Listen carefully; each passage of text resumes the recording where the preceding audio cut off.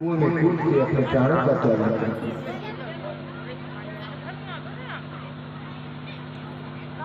इधर धुंधकारी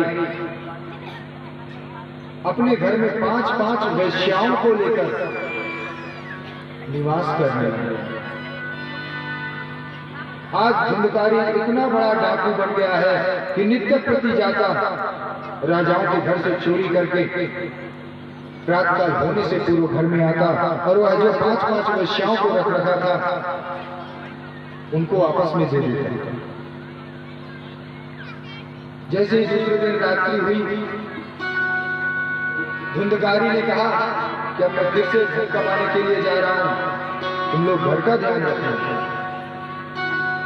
जैसे ही धुंधकारी इधर निकला तो उन वेश्याओं के मन में क्या विचार आया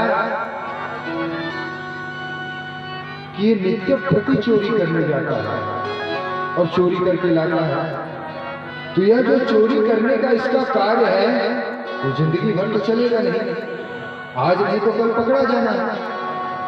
और यदि ये पकड़ा गया तो इसके साथ हम भी मारे जाएंगे। तो जैसे रातकाल होने वाला था, धुंधकारी धन कमा के लाया तो उन्होंने धुंधकारी को बांध दिया।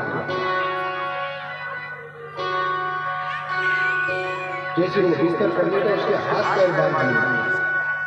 आप देखिए इतने गलत काम धुंधकारी ने किए, उसका परिणाम क्या हुआ अंत में। इसका फल ऊपर जो भुगतना होता है वो तो भुगतता है, लेकिन इस पृथ्वी पर भुगत के जाना पड़ता है। इतना उसने पाप किया, उसके हाथ पैर बांध दिए, क्योंकि उनके मन में तो यह विचार है कि नित्य प्रति चोरी करता है, एक दिन यह पकड़ा जाएगा तो खुद तो मरेगा ही और साथ में हमको भी ले देंगे। उस धुंधकारी के मुखार बिंद में जलते हुए अंगारे डाल दिए। गरम गरम लोहे उसके पैरों में स्पर्श करा रहे हैं। समझ आप लोग खुद अनुमान लगा सकते हैं, ऐसी बुरी मृत्यु हुई धुंधकारी की।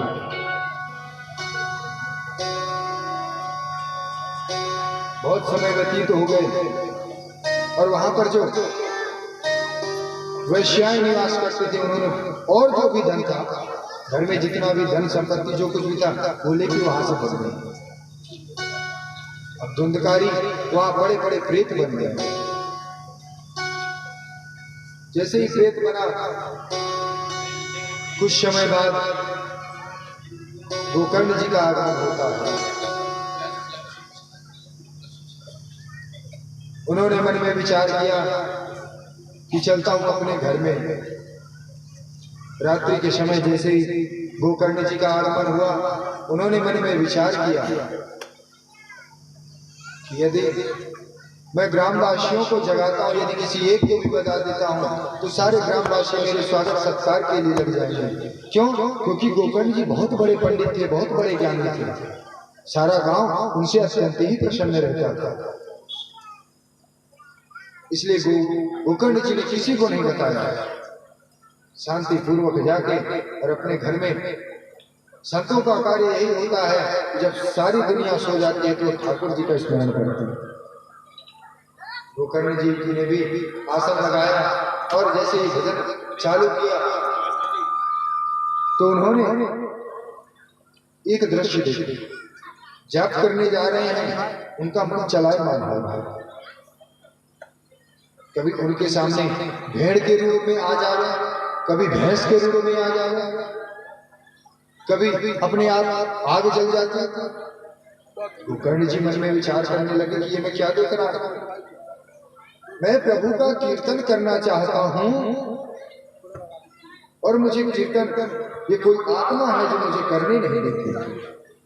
उन्होंने जल लिया और कुछ मंत्र पढ़ के सामने छींटा दिया। जैसे ही छींटा दिया तो उससे आत्मा प्रकट। गोकर्ण जी ने पूछा कौन हो? तो उस धुंधकारी ने कहा कि धुंधकारी नामता स्वकीयेनैव दोषेण ब्रह्म हन्तम नासितं मया। धुंधकारी ने कहा कि हम भ्राता तो नहीं उसमें, अरे भाई मैं तुम्हारा भाई धुंधकारी हूं। जैसे ही गोकर्ण जी ने सुना भैया धुंधकारी आप